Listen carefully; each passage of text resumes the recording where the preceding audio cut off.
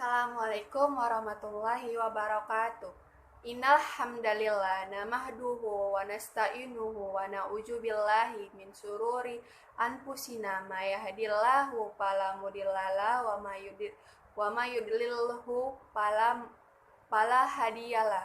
Thayyib awalan mayabina anaskurullaha azwajalla allazi qad ata'na ni'matan katsiratan wal hidayatan hatta nastati'a sonul video sariyun lanan sa'aidun sholawatan wasalaman ila nabiyya Muhammad sallallahu alaihi wasallam allazi qad hamalan nasa minat julumati ilan nur.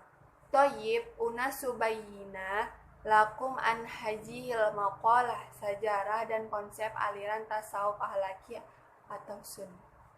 Sejarah dan konsep aliran tasawuf ahlaki atau sunni. Pengertian tasawuf sunni.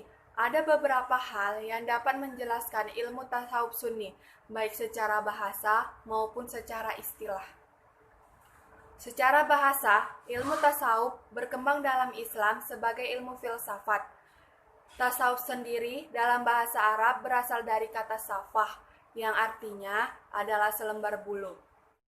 Maksudnya, para sufi atau ahli tasawuf adalah layaknya bulu yang ringan dan tidak ada apa-apanya dibandingkan Allah Subhanahu wa taala yang menciptakan seluruh alam semesta. Secara istilah, pengertian tasawuf sunni adalah suatu aliran tasawuf yang tidak dicampuri oleh filsafat atau para pelakunya hanya berusaha mengikuti Al-Quran dan hadis dengan sebaik-baiknya, serta membersihkan hati dan pikiran dan juga memperbaiki akhlak dan ibadah mereka di sisi Allah Subhanahu wa taala. Sejarah tasawuf sunni. Perkembangan ilmu tasawuf, khususnya ilmu tasawuf sunni, melewati beberapa fase dan tahapan sebagaimana disebutkan berikut ini. Pertama, awal abad Hijriyah. Tasawuf sudah berkembang sejak awal-awal tahun Hijriyah. Saat itu, para penganut tasawuf bahkan tidak memperdulikan makanan, pakaian, tempat tinggal, dan hal yang lain yang terkait dengan dunia. Dan hanya berfokus pada ibadah dan menjalankan kewajiban sebagaimana seorang muslim saja.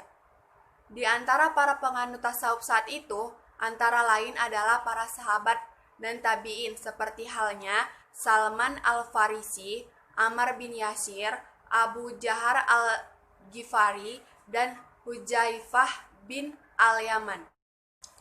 Selanjutnya, pada abad kedua, ketiga, dan keempat Hijriyah, ilmu tasawuf pun berkembang dan pada abad ini, tasawuf lebih fokus pada perbaikan akhlak, di mana akhlak terpuji menjadi salah satu hal utama yang harus dimiliki umat Islam.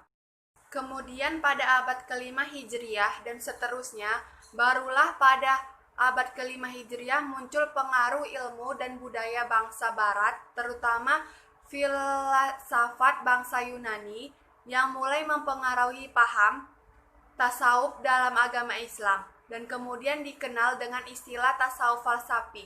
Banyak kalangan yang tidak menyetujui tasawuf falsafi pada abad itu.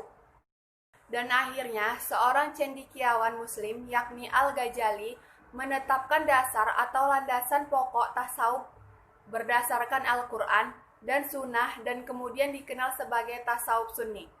Manfaat tasawuf sunni.